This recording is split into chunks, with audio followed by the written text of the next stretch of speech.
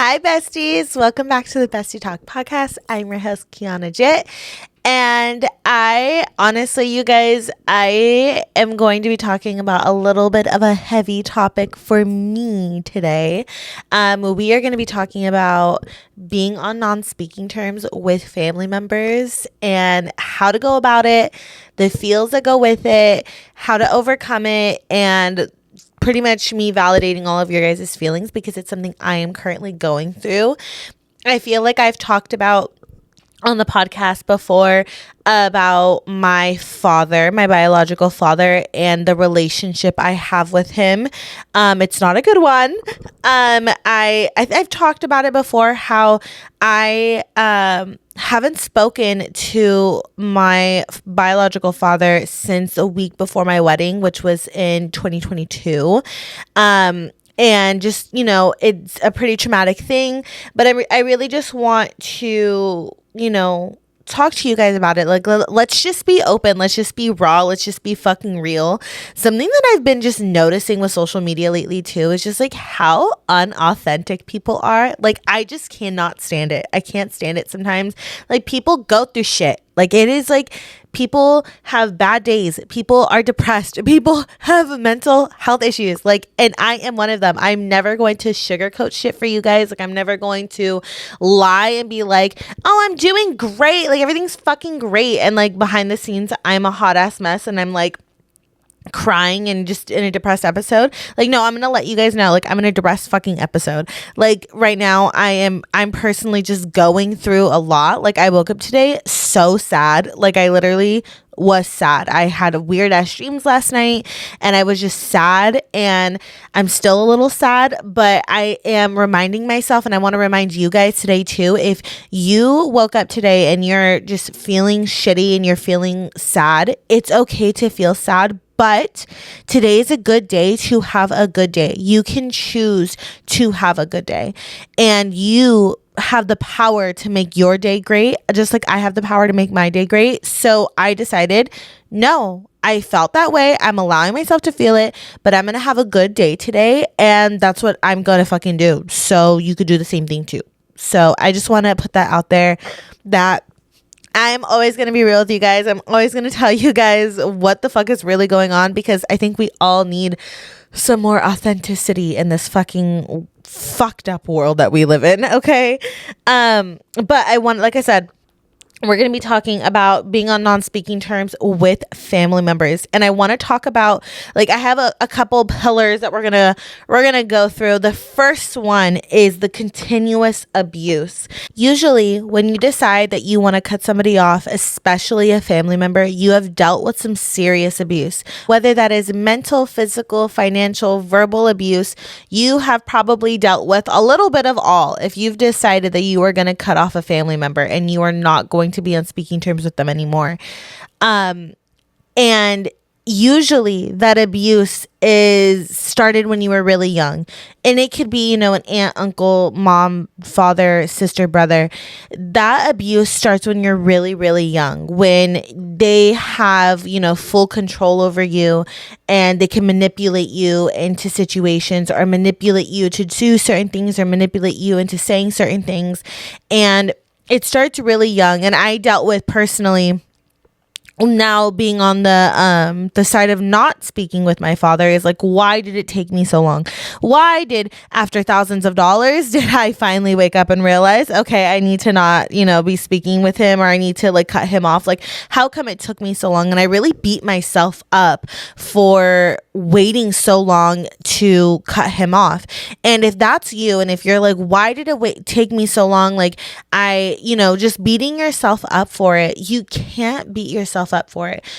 That person literally molded you into something that they wanted, like a cash cow. That was for me. I was like a cash cow for my father. Just being somebody that they want, that they can mold and create and do exactly what they want to benefit them. That's what they have created. And honestly, most of the time too, your frontal lobe hasn't even freaking developed yet. You haven't even experienced the things that you need to experience. You haven't even been taught the things that you need to be taught to be able to stand up for yourself from this person. So don't ever make yourself feel guilty and make yourself feel bad for not waking up to the continuous abuse years ago. Everything is in due time. Everything is divine timing. You can't feel guilty for something that you went through. You can't allow yourself to feel that. But this will continue, unfortunately, until something happens where I call it the final straw. When it's like the final straw, like you've had enough. It's the straw that broke the camel's fucking back. You can't take any more of the abuse.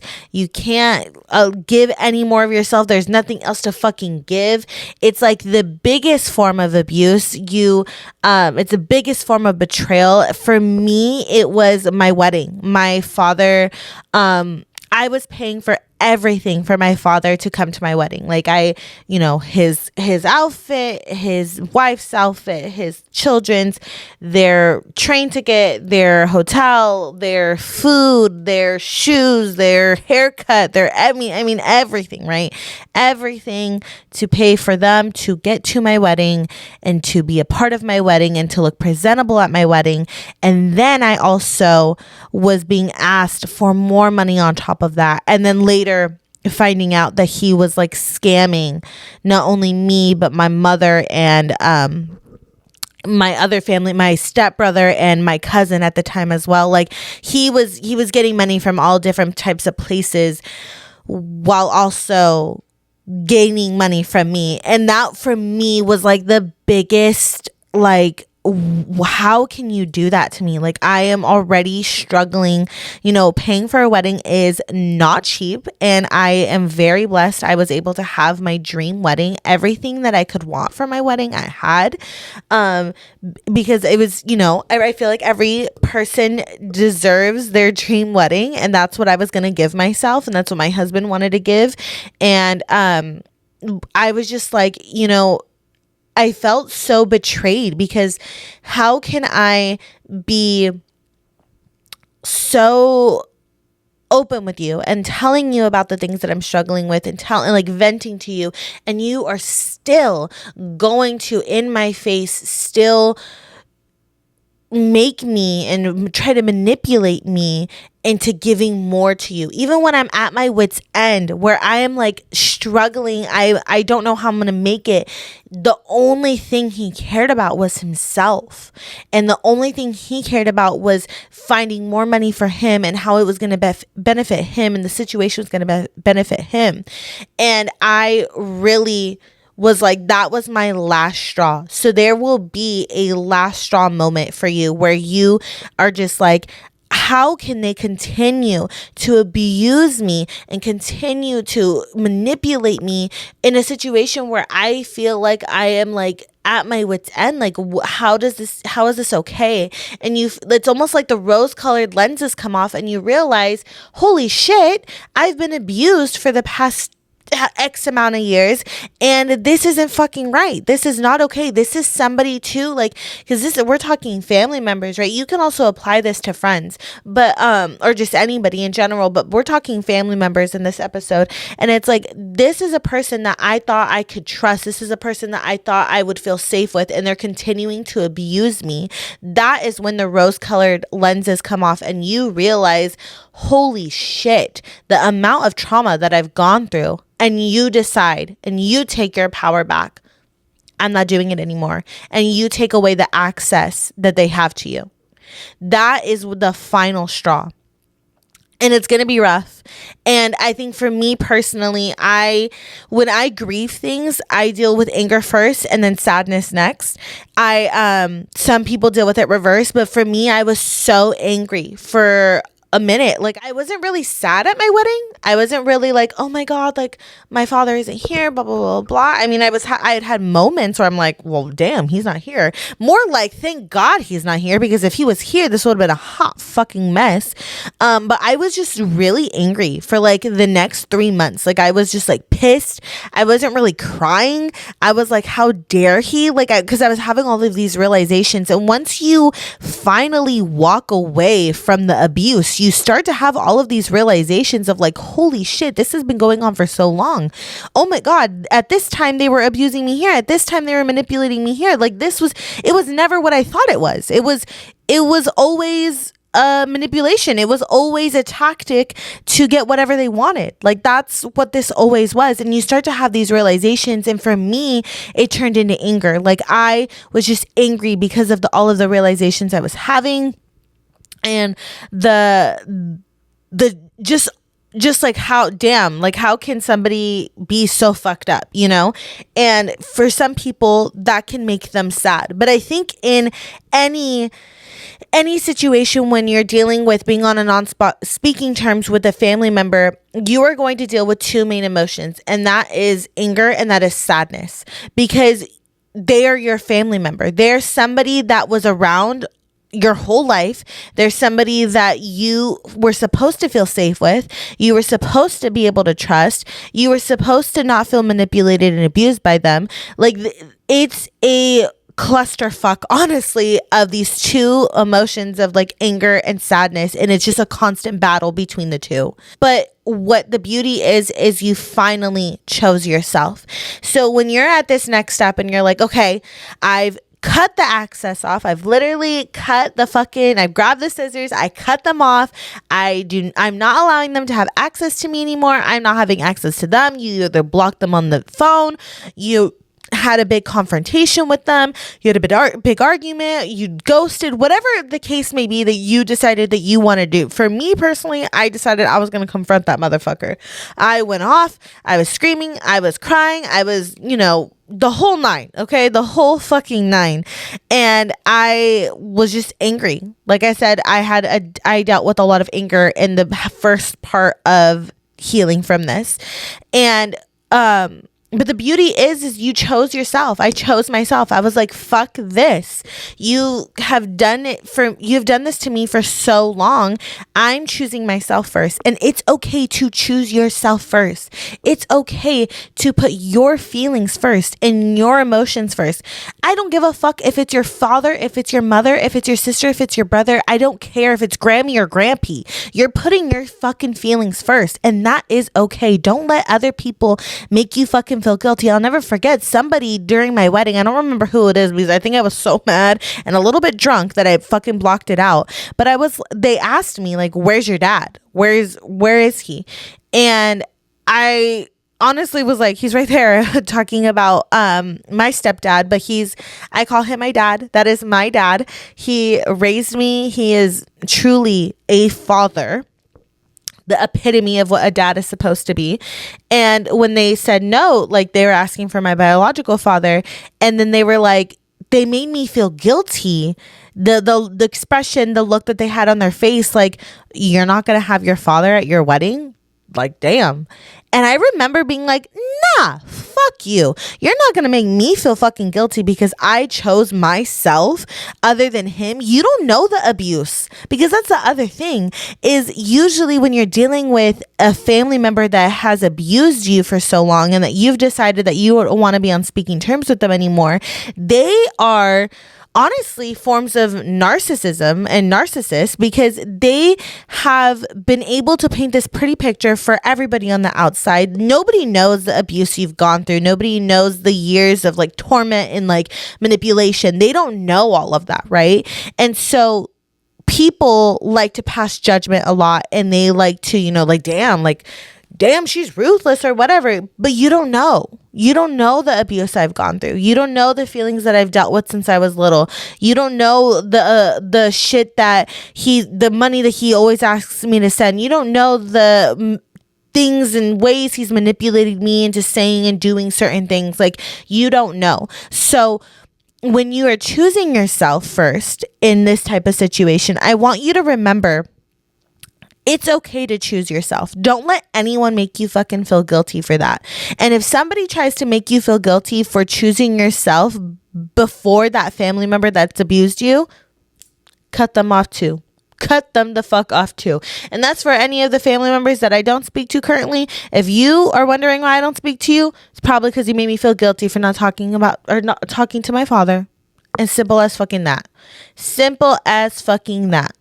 Because at the end of the day, you only have yourself. Okay? At the end of the fucking day, you only have yourself. You can give your all to somebody, but when the dust settles, everyone will choose themselves. So don't continue to put your eggs in everyone else's basket and leave none for you. Because then you're going to end up like an angry bundle of fucking nerves and just pissed off at the fucking world. And we can heal that too. But you're healing right now just by listening to this podcast and just by thinking about, because I know if you're listening to this podcast, if you've already gotten this far, I know you have somebody in your head that you're like, I need to fucking cut them off. They abuse me. They make me feel like this. They manipulate me and I need to cut them the fuck off. You're already healing. You're already doing it right now as you're listening to this. So congratulations. I'm really proud of you. So I want to talk about, this is going to get a little hard. This is going to get a little, we need to have some self-reflection. This is going to be hard to hear and a hard pill to swallow. But we need to talk about the underlying issue of why the abuse went on and why you allowed it to happen for so long. Okay. And before I start talking about this, I really want you guys to remember that I'm coming from a place of love. I'm coming from a place that this was the hard pill to swallow for me a year ago. This was something that even to this day where I'm like, fuck, like I am that. I need to like really work on that. Like this isn't fun, but nobody said healing was fun. No one said healing was pretty. Okay. No one said it. So I want you guys to realize that when you have undergone such abuse from family members, most of the time, the reason why it has gone on for that long is because you have a serious issue with people pleasing, a serious issue. And you will allow anybody, but specifically this family member to walk all over you, to manipulate you, and for you to do anything that you can do to make them happy, to not cause an argument, to not cause the rift in the family, to not cause awkwardness, you're going to walk on shells because you don't want to deal with them being upset with you or them being angry at you or them causing a scene. And it stems from being a people pleaser and constantly trying to please those around you before pleasing yourself. You're constantly worried about how are they going to feel with my action, not how am I going to feel with my action. If I decide I want to go to the movies, how are they going to feel about me going to the movies? If that's how your brain works, if your brain is so worried about what other people, like your family member or friends, think about that, whatever you're doing in your life, if that's going to school, if that's going to a job, if that's having a boyfriend, if that's being single, if you're so concerned about how they are going to think of you or what they're going to think of whatever you're doing in your life, I am sorry. Let me hold your hand when I tell you this. You are a people pleaser. And it's okay because, honey, so am I. I'm a people pleaser as well. I'm a veteran, okay? I do the same thing. I struggled with the same thing for so long. My father would ask me for money, honestly, weekly. And I would just say yes. And I would just do it because I was so scared to just say no because I just wanted to please him, because I just wanted to make him happy with me. And whenever he asked for the money and I said yes and I sent it, oh my God, he would be so nice to me and he would call me and he would, call me sweet names and just be like a great father and like all those things. And oh my God, it was so great. But if I maybe, didn't reply right away, or if I remember one time I really did not fucking have the money, bitch, he didn't fucking talk to me for like 2 weeks. Okay. Like, I was so consumed and I still struggle with it. I'm not going to say that, oh my God, I'm reformed, I'm healed, I don't people please at all. No, that's a fucking lie. There's still moments where I try to please others around me, but I got to check my fucking self first. And I'm very blessed that I have some friends around me and my family members and my husband who will check me like, nah, you got to put yourself first. Like, what? Like, no, that's not cool. And I have to okay, I need to regroup because no, I'm on this healing journey. I didn't come this fucking far on my healing journey to continue to please people. No, I'm not doing it. So you have to realize, and you have to do some serious shadow work when you are healing and recouping from cutting somebody off in your family and being on non-speaking terms with them, because you need to figure out what is that underlying issue. But 9 times out of 10, if you are in this situation, it is more than likely because you are a people pleaser.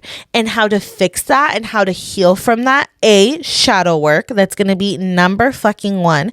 Shadow work doesn't even need to be something crazy expensive, because I know that there's like shadow work journals on Amazon and stuff like that. But you can look up on Pinterest like shadow work journal prompts for people pleasers, or people pleaser shadow work. Whatever the case may be, right? But shadow work is going to be a big eye opener for you, is a huge eye opener for me.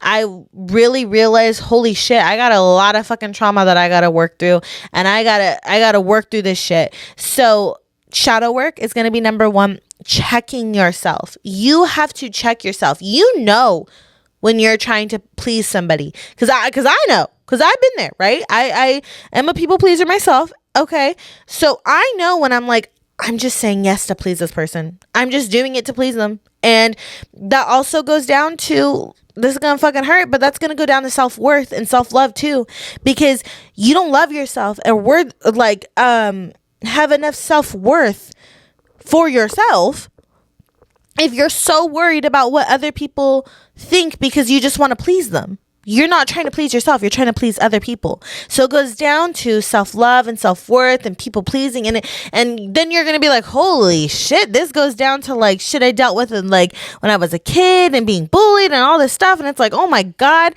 you don't realize that the trauma that you were going through when you were so young has now manifested into other issues when you're a grown fucking adult. And it's all because the shit happened when you were like 5, 6 years old, or generational trauma at that. So, working on the trauma, checking yourself, shadow work, that is how you're going to be able to heal from this. And I will say every single fucking time I am talking about healing, you are never going to be healed. You are never going to be like, I am a healed human being and oh my God, like nothing triggers me and I'm just healed. No, you're always going to be working on yourself. There's always going to be things that you're going to trigger you. There's always going to be things that you need to heal from. Like always. It fucking sucks. It's hard out here. Like, it's tiring, bitch. A bitch is tired. A bitch is fucking tired of healing, but I'm going to keep doing it because I don't want to be a hurt soul anymore. I don't want to live the rest of my life like that. Do you get what I'm saying? You get my drift. You get it. I know you guys get it. But the last thing I want to talk about, when it comes to, again, being on non-speaking terms with family members. Hold on. I need a drink break. Because this is I just went through this, right? Okay, so I want to say it's okay to grieve and to miss the family member you cut off or the friend that you cut off. It's okay to miss them. It's okay to grieve them. It's okay to cry and to even laugh and to think about memories that you had with them, because you wouldn't have had them in your life if there was 0 good memories. You wouldn't have had them stay in your life for so long if like you like hated them, like hated every aspect of them and never had a good memory and never laughed and loved them at all. Like that's the shit that hurts, is because you love them. It's because you at one point felt loved by them and loved them so much. That's what fucking hurts the most.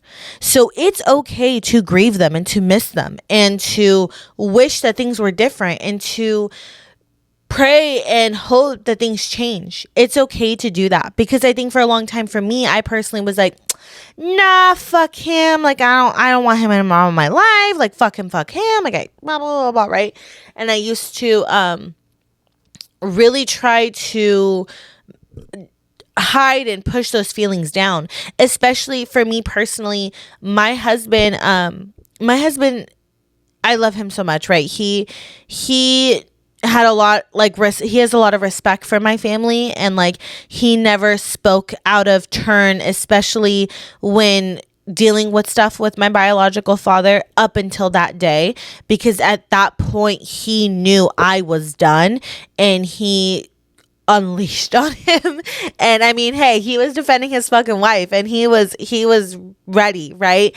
And so for me, for a long time, I was like, I felt like I couldn't talk to anybody about me missing him because, sorry, I'm going to get a little emotional, because my family, like my mother, my stepdad, right? My husband, they went to bat for me. They were so willing to fight for me and to like defend me, right? And so I was like, how shitty, like who am I supposed to be? Oh my God, I'm sorry guys. Let me get my little napkin. Thank God I have a napkin. I was like, how am I supposed to, how am I going to tell them I miss this person when they just like went to bat for me, right? But I realized one day, I was like, so something my biological father loved was, and I always associate this with him, is he's a construction worker. And so construction worker, he's like out and about a lot, right? But he would always get a Big Mac from McDonald's, like a Big Mac meal and a Coke and ketchup on his fries. Like that's his meal. And so whenever I missed him and miss him, I go, oh my God, I'm so sorry, you guys. I go and get that meal because I miss him. And one day my husband like saw me, and he like just saw my hurt and my pain, and I had just like gotten McDonald's, and like I was like eating the McDonald's, and he was like, are you okay? And then just the are you okay took me out, and I like just broke down. And he was like, you can miss him, like that's your father, like that's your dad, you can miss him. And it just hit me, and I was like, okay, I can, you're right. Like, and I started to work through those emotions, because again, I was suppressing them down so deep, girl, so deep. And I just didn't really want to face the music, to be honest. And so recently, I had somebody super, super close to me, super close, and she deals with the same kind of issues that I deal with my father, with her mother. And her mother passed away pretty sudden and pretty quick. And it was like a big wake up call for me, is just seeing her going through the emotions that she was going through, and like the shit she was going through, because it's fucking rough. And it's like, holy shit, wait a minute. Like, you know, yes, it's so great. I was choosing myself. I'm choosing myself. But tomorrow is not promised. And how am I going to feel if one day I wake up and I get a phone call that your father is dead? How am I going to feel about that? That I could not, the last time I spoke to him on this earth, that was the conversation we had. How will I feel about that? How will I go through life with that? And so I, at the time, felt like, you know what? I'm going to call him. And so I did. And I wasn't expecting much. I was expecting two things. I was expecting either he was going to be super happy to hear from me, or he was going to tell me fuck you and hang up, or that my phone number was blocked. And he answered, and I was like, oh shit. Like, because I don't know. I was just like, oh shit, he answered. And I just said my piece. It was literally like, I think, a minute conversation. I was like, I just want you to know, like, I told him, you know, this had just happened, and it reminded me of us. And I just want you to know that I don't wish ill upon you. I don't wish hate upon you. I hope you guys are all good. I hope everybody's safe and everybody is healthy. And I just wanted you to know there's no animosity here from me. And all he said was thank you, and hung up the phone. And I cried, bitch. Oh my God. I cried all the way home. I didn't tell nobody I was doing it besides my mother. I cried. I was like, you know, it was a tough hit for me, for sure. But you know what? I tell you guys this because I a long time ago when I had came forward with that I had been sexually assaulted and I was going through therapy and stuff and I was young, they would always tell me, you've got to forgive. You've got to forgive. And I remember, I mean, bitch, I was like 12 years old, right? You're telling a 12-year-old, you got to forgive your rapist. Bitch, what? Like, I was like, I don't know what the fuck you're talking about. And so I would always hear that. And it didn't hit me until recently with this conversation that you have to forgive because you need to let it go. You need to let it go. As much as you don't think that the weight of the issue that you're dealing with this person is weighing on you, it is. It's a burden. It's like a rock that you're carrying on your shoulders every single fucking day. And it's heavy as fuck. And you've got to just let it go. And sometimes letting it go is by forgiving. And that's what I did with that conversation. I just forgave him in that second of just that conversation. And I let it go. And when I tell you, you know, yes, I'm hurt. Yes, I'm triggered. Yes, I've been crying kind of on and off. And I'm also healing and with a lot of things, self-love. And so, like I said earlier, self-love is wrapped up in all of this shit. I feel so much lighter. I feel like I can, okay, I've let it go and I can breathe. And you know what? I know that if, God forbid, tomorrow I get the phone call, he's not here anymore. It's okay. I've done what I needed to do. I've done what I feel was right for me. I chose myself. Because if I would have ignored how I felt and if I would have just not had the conversation, I had not picked up the phone, then I would have just been allowing him to continue to make the decisions and to continue to manipulate me that, oh, the anger. No, I decided I'm choosing myself and what I feel is right. And what I felt was right was to call him and to tell him how I felt. And now I can lay my head at night so much more peaceful. I feel so much better. I know that I've said my piece. And I'm good with that. And I can go on and live my life. And I don't feel like there's this guilt or this pain behind me. And then does it say that like I'm not going to have moments where I'm going to McDonald's and I'm getting the Big Mac and the Coke and the ketchup and fries because I miss him. And there's not going to be moments where I cry because damn, he should have been here. Or why couldn't he be the father that I wanted him to be? Or why did this have to happen? Why can't I be, you know, normal or whatever? Why do I have to have this trauma?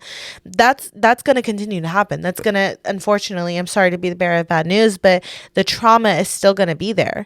The pain is still going to be there, but it's how you deal with that trauma and how you deal with that pain moving forward is what makes you a changed person and what makes you healed and healing from that specific trauma and that specific pain. But I hope that whatever person that you are thinking of cutting off and you are thinking of, you know, deciding to choose yourself from, I just want to say I am so proud that you've decided that, or that you're thinking of deciding that. And it's going to be an uphill battle, but it is going to be so worth it, girl. So worth it. This is a little bit of a heavier bestie talk. I don't think I've cried on this podcast since like episode 3. But I want you guys to know I am human just as you are. And let's take this, the rose-colored lenses off of literally everything, social media included, and just realize that we're all humans and we're all living a human experience and we've all got some fucking trauma. And let's be a little bit more authentic, okay? Well, I love you guys so much. I hope you have a really good day after this. Do some shadow work journaling. And I will see you guys next week on Bestie Talk. Make sure you guys are liking, you're subscribing, you're commenting, and you're following Bestie Talk pod on Instagram and TikTok. But I love you guys so fucking much. You have no idea. Like, as much as you guys are listening to this and it's like your weekly therapy, it is literally my weekly therapy. And I love you guys so much. I'll see you guys next time. Bye.